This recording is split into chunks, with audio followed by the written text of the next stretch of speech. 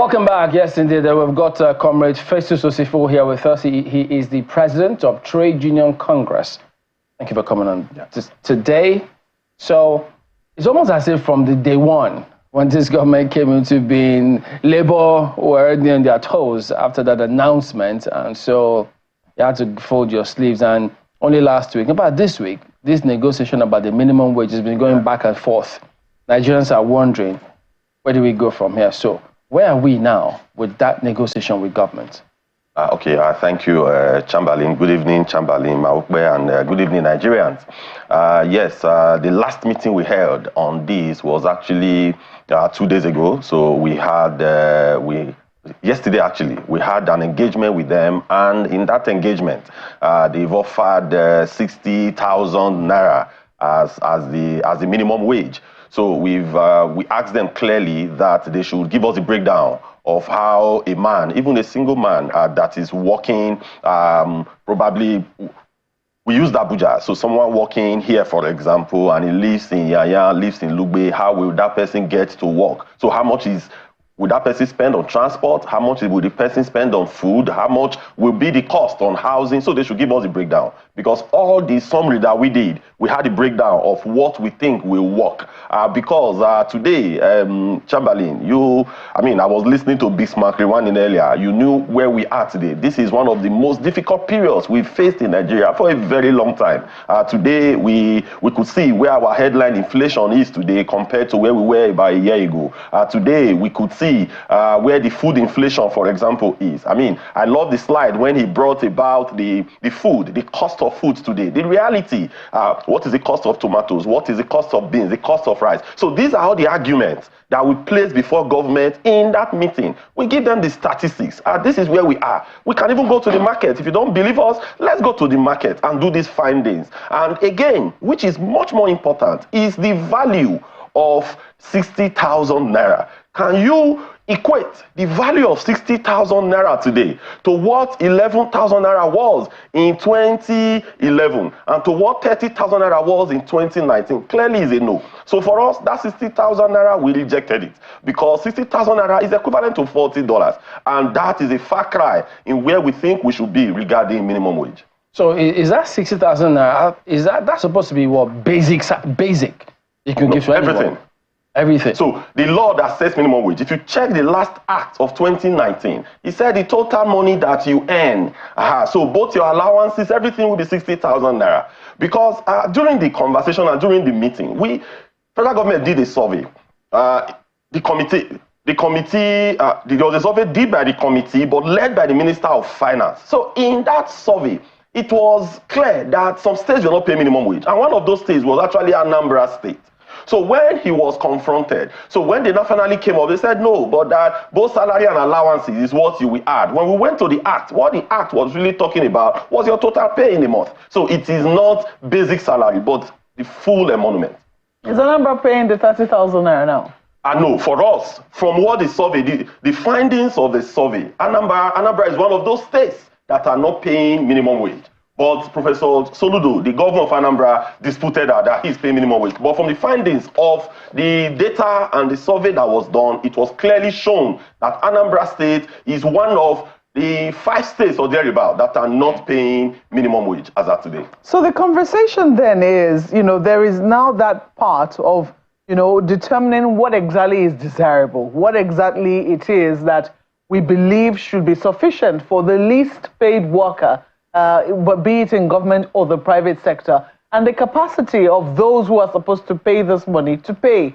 If today, 30,000 naira, meager as it is, and in spite of increased revenue allocation to the state government, some states are still not making 30,000 naira available to their least paid workers. What is the guarantee that with what Labour is asking, 497,000 naira, that is going to happen? Yes, Maokwe, what we have discovered is that the states that are not paying minimum wage, it is not because they cannot afford to pay.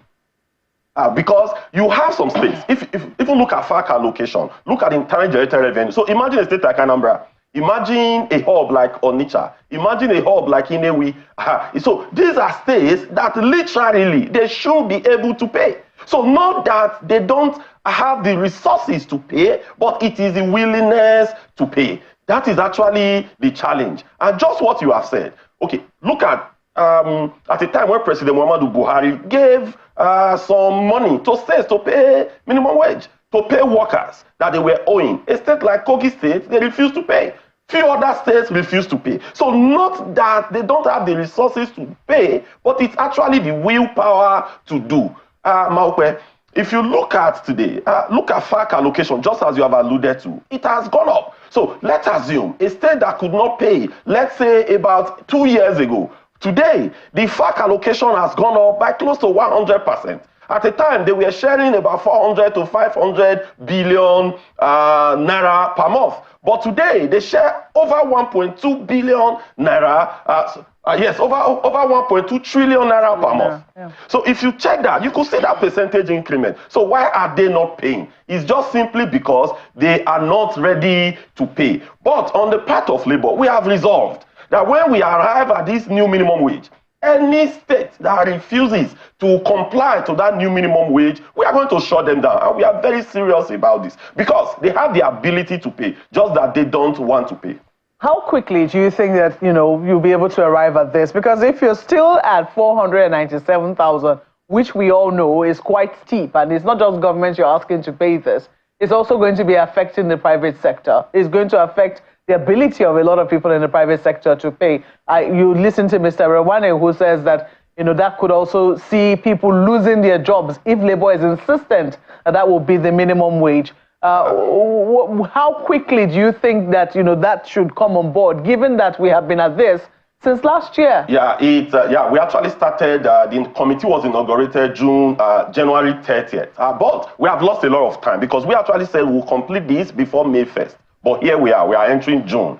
But if you remember, when we submitted our charter of demand, it was 615,000.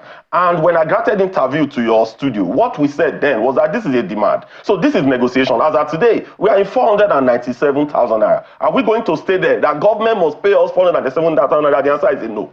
The same way, we submitted 615 because when you are negotiating, you must have room to move. You must have headroom to negotiate. We know what we think the right minimum wage should be.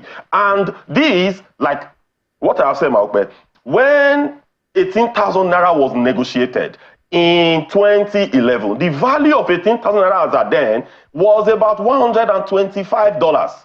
So if you take $125 today, just multiply $125 by 1,500, you're going to see that it's going to be somewhere around 200,000 naira. So what we are looking at is not the volume, but what we are looking at is the value. So 60,000 naira today, giving us $40 is a far cry. A country like Angola that has about 1 million civil servants, in Angola, they just moved their minimum wage to $120. And Angola is not even the best case when you talk about minimum wage in Africa. You have Libya, you have Seychelles, you have Morocco, and the like that are paying over $300 as a minimum wage. So for us, all we are pushing is that, we reduced from 497 to 494. But are we going to dwell and stay there? The answer is a no. It is a negotiation and a give and take. And you remember, we issue an ultimatum May 1st. And that ultimatum still subsists. That by May 31st, if government refuses to do the needful, then we can no longer guarantee industrial action. And it still subsists from, because again, we had NEC within this period, and the NEC gave us a charging to ensure that we have the new minimum wage by May 31. So that's the needful. You must get to that minimum wage. Not that they say, well, you're close to your possible agreement area. No, we have to agree by May 31st. If we don't agree by May 31st, then from June 1, we can no longer guarantee industrial peace because our members are suffering. Today, Nigerians are suffering. Exactly. Workers are suffering. Exactly. So when I did say that we've been at this since last year, is the fact that the effect of the removal of subsidy had been felt since last year. Absolutely. Immediately fuel subsidy was taken away. We started to see the prices of petrol and everything else go up. Even now, electricity, has also shot beyond the roof. True. So when you look at how long this has taken, if workers have survived for this long, shouldn't we get to this very quickly? No, yes, it is. The onus is for government to conclude the conversations and be much more serious Because... You think they are unserious? Yes, they are very, very unserious today, because putting 60,000 naira on the table for us, it shows some smack of unseriousness. If this conversation was taking place when fuel subsidy was still there, if the conversation was taking place in a single-digit inflation environment, if the conversation was taking place when the fundamentals was quite all right, it could have been a bit different. But if you were offering 60,000 naira, say probably April last year, then we could have said, okay, government is doing something reasonable. But offering 60,000 naira for a Nigeria of today, I think it's a smack of unseriousness. And for us in Labour, we will not accept that until government do the needful. Just as I have said, are we fixated on 494,000 naira? The answer is a no. So, we know what is right, and we are going to push to get what is right for Nigerians and for our members. What do you think government can comfortably pay? It's not in my purview to say what government can comfortably pay, but what is in our purview is what we think we take an average Nigeria home. Like as I have said, we have historical precedents of what the minimum wage has been, both in naira and dollar equivalent. So when we get to that point, I think we would be able to agree. We think, finally, on the issue of this minimum wage, that the government, as at today, they also know that 60,000 naira will not be able to take any Nigeria home today. They know. We have this communication with them on the table. They understand that. But the charge we are giving to them is that governance is not a tea party. Governance is not you sit down at the end of the month, you collect fact allocation, you share. No. Governance is much more serious than this. We have the resources in Nigeria that could be turned around to improve the fortunes of this country. It's not just, you throw out policies every day. You look at this administration, when they came on board, they started dishing out policies. But when you are throwing out policies, you must look at the people that the policies are going to affect. How positive and negative it will affect them. Imagine, Chamberlain, we did flotation of naira. At the same time, we removed fuel subsidy. It was a disaster. You don't do both at the same time. The government, what was the level of consultations that were done? And they even did this when there wasn't substantive CBN. Because if you don't have substantive CBN governors and the executives who could meet, just check how long it took for MPC to meet till they met sometime in February. Almost about 4 or 5 months, they did not meet because CBN was not properly constituted. And you floated a naira against a CBN that was not properly constituted. And these are the people that could bring out measures, bring out the necessary monetary policies to be able to tame whatsoever effect is going to have. That is why speculators, they have fee day. That is why the bankers, they have fee days. So before you bring about any policy, there must be interrogation. There must be appraisals. You must be able to do a lot of financial simulation to know how such policies are going to affect the macro and the microeconomics of your citizens. Then you know how it will affect their pocket. But this we are never done. Do you know that if, for example, our naira was still at 450 to $1, PMS today would have been selling for around 300 naira per liter. AGO would have been selling for around 400 naira per liter. So the real cross of it, why things has moved haywire today, it's majorly because of the flotation of naira. I've listened to people, they talk about both flotation and unification. These are different. The parallel market, when it was floated in June last year, the parallel market was around 600 naira plus, about 700 naira. If you are unifying, you could have brought it to 700. But you floated it without the necessary instrument to guide. So imagine today, we don't still have CBN board or the MPC properly constituted. Imagine when naira moved to somewhere around 8,700, 8,800. It would have gone to about 3,000 naira to $1 today. So that was an unforced error on the part of government. When you are bringing any policy, there must be deep consultation and there must be reflection and a lot of financial simulations and modeling for you to arrive at what is actually right. This was lacking last year when they floated naira. So would you say, rating the Tinubu administration in the last 1 year, that they haven't really thought through their policies? True, correct. You could see a lot of inconsistency in their policy, Maukbe. You could see them. You could see our policy somersault. You come today, you bring a policy, tomorrow people shout, you take it back. No, that is not how it should be. This is government. Government should have the resources to sit down and look at all the programs and policies they ought to put in place. We have not seen this. All we have seen is policy somersault, and all we have seen is policy inconsistency. And one of the things that, well, in a same line, at times, before you deploy resources of the people, there should be a lot of debate. Look, for example, the issue of the coastal line. We've had some debates on this in the labor movement. Was that the best thing to have been done today? Do you know that if you channel, what they are putting is about $10 billion, because the minister said about 14 trillion naira or thereabout. That's about $10 billion. If you sit down and develop a program and deconstruct your power systems, and you look at the north, wind energy, solar energy, this hydro energy, you deconstruct according to the new act that was passed recently that allows states to float their respective. So if you deploy it to energy, you deploy it to power, and Nigeria is able to have even 20 hours power supply, do you know the contribution of that to the GDP? So these are their building coastal road. Have they done the calculation to know this money that you are deploying, how much is it going to impact your GDP? This money that you are deploying, what are the opportunity costs to it? This must be, there must be debate. Look at all this same line. When you have things like this, you do a lot of public hearing. People come and make contributions, valuable contributions. But it's not you just pick one contractor, give him the contract, and we are speaking grammar everywhere. So as a nation, we must be serious in how we formulate our policies and in how we spend our money, because resources are scarce, and we must be able to deploy them to the areas that we unlock our economy, not just to throw money the way we are doing them today in Nigeria. It's interesting that you say this, because I know that, as someone who has headed Pengasson and also now heads TUC, you have spoken in favor of the removal of fuel subsidy. But it appears that this is not how you predicted it was going to happen. I know. If you are removing fuel, like Pengasson, like we have been consistent over the years, but the challenge that came with this was actually removing fuel subsidy and floating naira at the same time.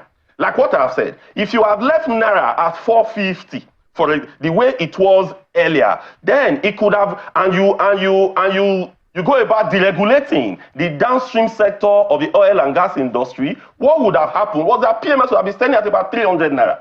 Nigerians could have afforded it. But the challenge was that you've allowed the naira to devalue. People have asked, oh no, it is because of the fact that we are import-dependent nation. I've asked a question. See, between the year 2000 and 2015, our dollar devalued by less than 100%.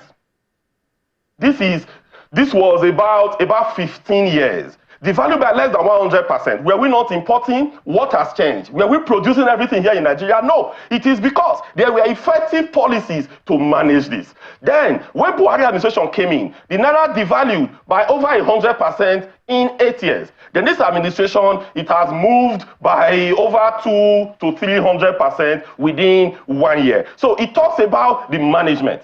Like what we said, you cannot allow these two things to happen. If you are removed for subsidy, for example, and you have allowed and you have managed the monetary policy in such a way that the naira did not slide the way it did, what would have happened effectively is that today you could go to some fuel station, you buy 300, you go to the next one, you buy 310. Nigerians would have been able to manage that. But when you allow that flotation to happen, that is really the crux of the matter. So the mistake was that the government shouldn't have allowed that flotation to happen. And they shouldn't have made that announcement without having...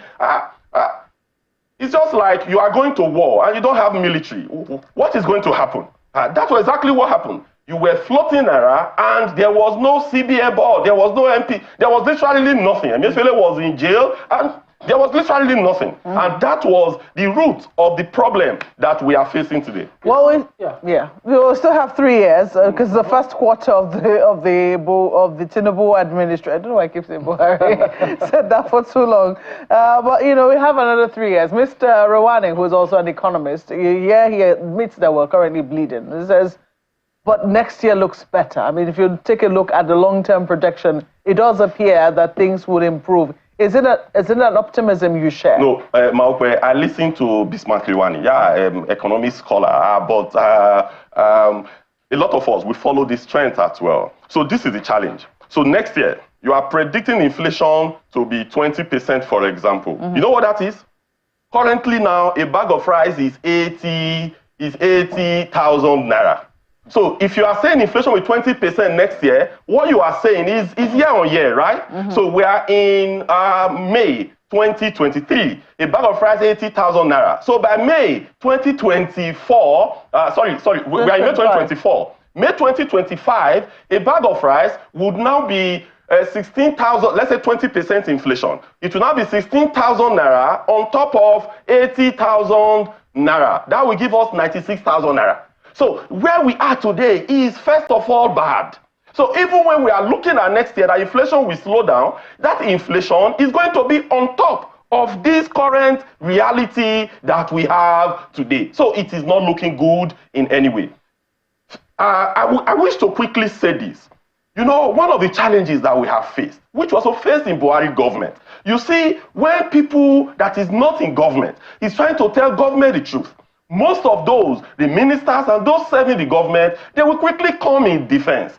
But do you know that majority of these people, after Buhari left, they started telling us the truth. Why can't we speak truth to those that are in power to make them do exactly what is right? I listened to Minister of Aviation and a lot of them, you know, saying that Nigeria Air was fraud. But you were in the Federal Executive Council meeting that passed Nigeria Air. Why can't we interrogate processes before we allow it to go? We should stop this system of doing rent seeking and just bootlicking political office holders. The ministers, the special advisors, they owe it a duty to always advise those in government, both state, federal and local government. You must advise them and you must tell them the truth. It's not when they leave, you will not start shouting, we could have done this or that. That is not how country develops. We must have statements that we need to tell power, truth to power. Labour had a list of demands. It wasn't just about the minimum wage at the time. So what happened to all of those other demands? Because you seem fixated, or at least so far, you're talking hugely about the minimum wage. Yes. So those demands as well. At a time, if you remember, by sometime January this year, we issued an ultimatum to government because at then they implemented just 20% of what was in that demand. Top of it was the wage award. So after issue, as at January, they've only paid, out of 6 months, they've only paid 2 months of wage award. So when we issued that ultimatum, they now quickly paid additional 4 months. So as of today, they have paid till February. But all we've told them is that no, we still have March, April, May is just ending now. So this, we consistently remind them in the meetings we have. All these are the things we champion and we put forward to them. In that communique, they told us that by November, we're going to have CNG buses. But till today, we've not seen any of them. So all these, if you check a lot of communications and a lot of releases that we have done in the past month, you will see the catalogs of what government has not done. And that is part of the challenge that we always have, which we always put to government. Don't sign agreement. After signing agreement, you go to bed, thinking that the agreement will implement itself. So in that agreement, there are a lot of things there that are some partly implemented and a whole lot of them not implemented at all. Well, over the years, we've seen Labour at least get to this stage, make demands of government about minimum wage. They eventually agree on something, they move on. But we see that several states don't even live up to expectation. So what happens this time? Because chances are that we could face that scenario again. In terms of minimum wage? Yes. Yes. So you are very correct. You know, as of today, from the survey carried out by MBS, it was stated that 29 states today are paying not just minimum wage, but the consequential adjustment. So what most of the states are doing is that really there is no employee that is in grade level 1, step 1. That is the employee that should earn that minimum wage. But what they will not do is that when they they will just claim, okay, they are paid the minimum wage, but there's no consequential adjustment. They may add 1,000, 2,000, 3,000 across the steps and across the grade. So in reality, it becomes nothing. So the states today that are applying it the way it should be, they are 29. Then some states that are paying minimum wage, but not applying the consequential adjustment, there are about 3 or 4 states. Then those that are not paying at all are about 4 or 5 states. If you check most of these states, there have been a lot of strikes. There have been a lot of pushback. Even the 29, there were, initially it was 16. For us to move it from 16 to 29, there was a lot of industrial actions in those states. There were a lot of strike, a lot of call-out, a lot of disruption. So that was what made them to start paying 29. But today, Zamfara just released a statement that they will start paying 30,000 naira. We said this is a joke. We are talking about a new minimum wage. Now you are not telling us that you start paying 30,000 at the 11th hour. Well, Mr. Osifo, we're rounding off now, and something happened today, something very significant. We now have a new national anthem. We're reversing to the old national anthem, and there's been questions around, what has informed it, etc., etc. But this is the situation. Is Labour also going to be reacting to that? Maupe, I think we should be serious as people and as country. Is national anthem our problem today? Is it because we were not singing the old national anthem that has put Nigeria in the difficulty that we have today? These are not important issues as far as we are concerned. The Nigerian government should be much more serious in how to bring people from multidimensional poverty, on how to reduce inflation, on how to reduce interest rate. These are the real things that affect Nigeria, not national anthem. We should be serious about this. Well, Uncle, at that point, Comrade Festus Osifo is the president of Trade Union Congress. So thank you for coming on. Thank you so much. We're back in just a moment. Stay on with us.